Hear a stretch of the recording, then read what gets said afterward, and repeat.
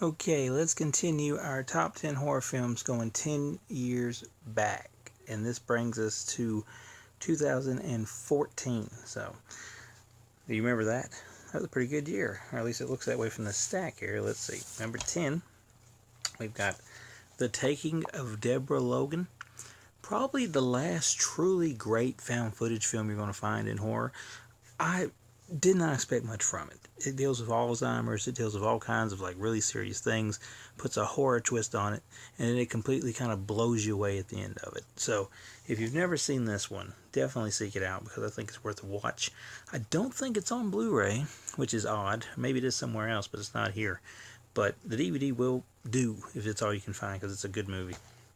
Number 9, we have the slightly overrated but still good, The Babadook. This came out from Scream Factory. This is actually the cool release. It has the pop-up Babadook. Deals with grief, deals with loss, has a very annoying kid that you kind of wish the Babadook would get from time to time, but the story's still strong enough that I enjoyed it enough that I put it on my list at the end of the year for 2014.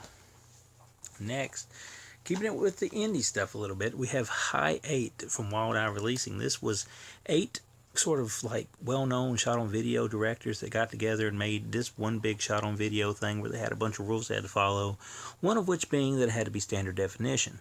You can get a Blu-ray of this. It's a burn on demand version of it on Amazon, but it probably won't look no better than this, I wouldn't think. But if you like shot on video stuff, and I do, you want to try High 8 because it's definitely, hit you where you need to be hit if you like that stuff.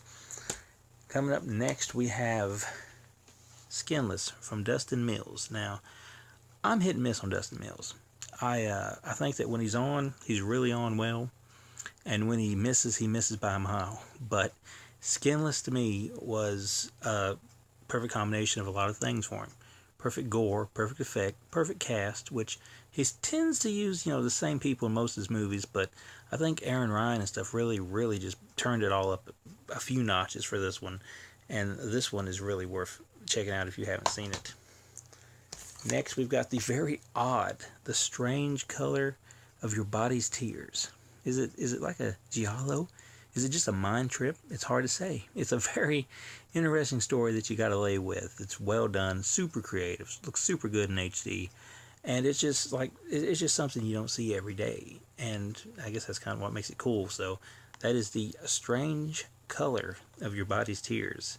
If you haven't seen it, I put that on the list. Next, we have What Could Have Been. This is at number 5, by the way. And it was heading towards probably being the greatest trauma film to come out since Father's Day before, I don't know what happened. The other part still isn't out. It's Return to Nukem High. This was the Anchor Bay release. I thought part 2 was following. It's really half a story as we go back to Nukem High. And it's got a great cast. It's got, a pretty fun plot. It's got some goofy gore stuff in it. It's stuff that I really dug. And it was heading towards a really, really great territory, but the film, ended, and you wait for the second part, and it never come.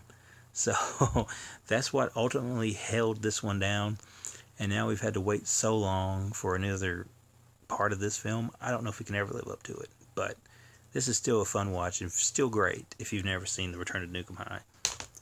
Number 4, we have Ty West with The Sacrament. Not as slow as some of his other films. Basically a retelling of the whole Jim Jones situation, but it really gets you, where it needs to get you most of the time. It's got drama, it's got, there's shaky cam, there's conflict, there's all kinds of cool stuff going on, and you're just never sure how things are going to go. And that's one reason I like films like that, because it's not so easy to pick where things are going to end up. And this is one of Ty's best films. I still like House of the Devil probably better than the rest of them, but this one's close. At number 3, we have Stage Fright. Now, I thought this was going to be a remake of the original Stage Fright that Blue Underground put out, but it's not. It's got Meatloaf. It's, Scream meets, High School Musical, because you're at a camp and people are singing, people are dying, and there's like a big reveal over who it is, and it's got Meatloaf in it, and it's fun all around. I really enjoy this, so if you've not seen this one, you want to seek that out for sure. And this is another year where my number 2s and my number 1 could have easily been swapped.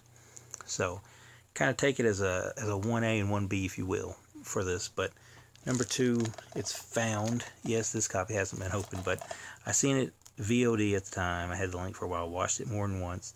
It's about a little boy whose brother may or may not be a serial killer. He's obsessed with horror films. He watches this movie called Headless, which they ended up making a movie called Headless based on this. Great stuff. There is a Blu-ray out now you can get. I really need to get that myself, but if you've never seen that, that's just great indie stuff. That's indie horror done right, really. And the last one, it's goofy, but it's fun. It's bloody. I just had a blast watching it. And it's Dead Snow 2, Red vs. Dead. Recently just got this one. Yes, I don't have the Blu-ray. I suck. But I have the DVD, and this will do until I eventually get the Blu-ray of it, which I will do. I like Dead Snow, but this one just completely blew it out of the water. And I think it blew most of what came out that year out of the water. So if you've never seen that, it's goofy. It's kind of like Evil Dead in the Snow in some ways, just with zombies. But it's that same ballpark, I think. So if you like that, you'll definitely like Dead Snow 2, Red vs. Dead. So check that one out. And if you haven't seen any of these, I do recommend you check them out because it was a pretty good year for horror. So hey, don't take my word for it. Just see for yourself. If you think I missed any or anything, feel free to comment below with those, like, subscribe, all that good stuff, and I'll be back here pretty soon with the next year in our continuation of the last 10 years top 10 horror films.